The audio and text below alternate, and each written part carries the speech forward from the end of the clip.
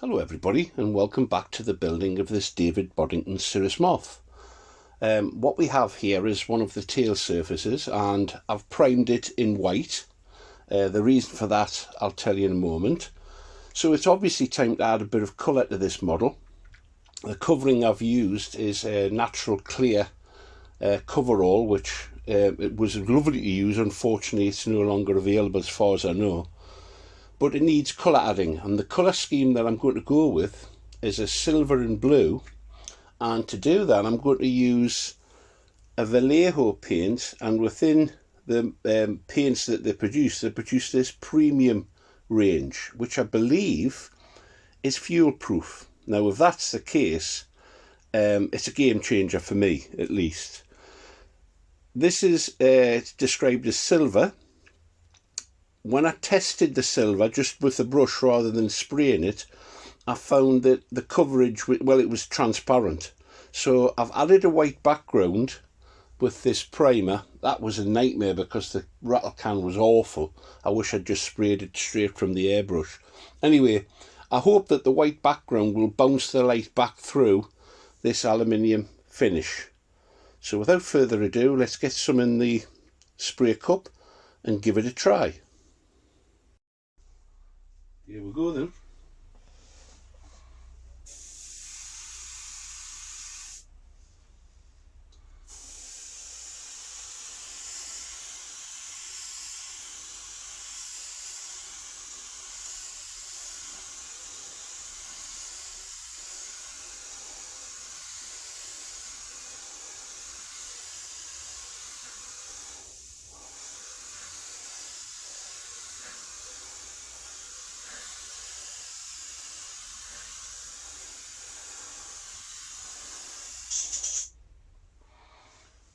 Well, it's going on. Let's see. I'm not sure how well it's going on, but we'll see.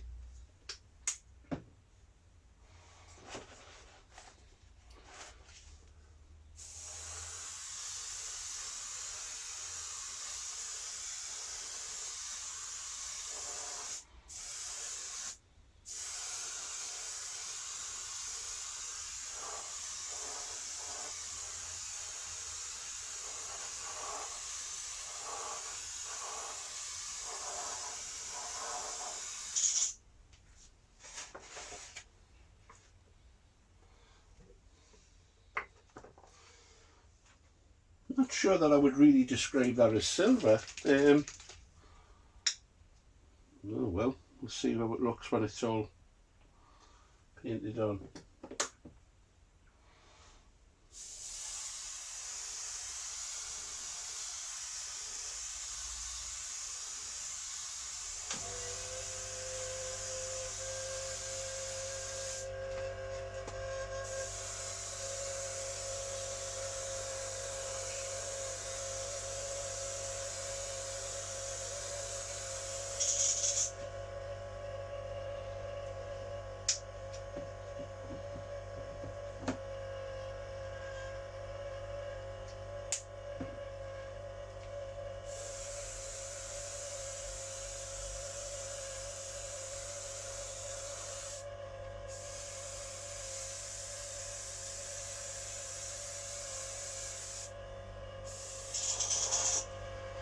I would actually describe that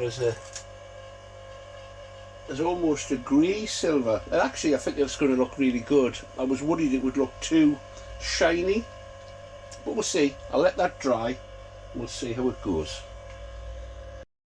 Well, as you can see, I've been rather busy. There's the silver or aluminium effector. I think it's quite effective. I quite like it. And as you can also see, I hope, the fuselage has also been sprayed that dark blue colour. Now, something about the paint. As I mentioned last time, I used the Premium Vallejo primarily because its claim to fame, or what it says on the packaging, is that it's fuel proof. And if that's the case, I'll be very pleased with it. However, there's a major drawback which I've discovered, and that is it isn't opaque, and that calls for quite a number of coats have to be applied to get the desired density of finish. And I also think you need to think carefully about the primer that you use to put on first. I put quite a dark grey on the fuselage here, and that required a tedious spraying process. I've applied 3 coats to this. I think it's okay actually now.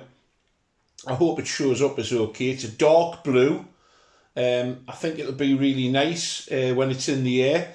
I'm not looking forward to painting white letters on the side for the identification, because I suspect that's going to be a real nightmare in terms of density. But there we go. The details being sprayed on and painted onto the cowl. Now it's time to think about the interior, and that needs to be boxed in, some sort of at least rudimentary instrument panel, a pilot, combing around the edge, windshields, all kinds of little fitments which need to be added to the fuselage, which add to the overall impression of a scale model. I'm not after building a extreme scale. What I'm after is a semi-scale or standoff scale model. So there we go. I hope that's useful to you if you're considering using this paint. As I say, the only thing I would bear in mind is that its covering power isn't the best. And if you're willing to work at it and it's fuel proof, then perhaps it's going to be a win. So until the next time, get flying if you can, and if you can't, let's get creative.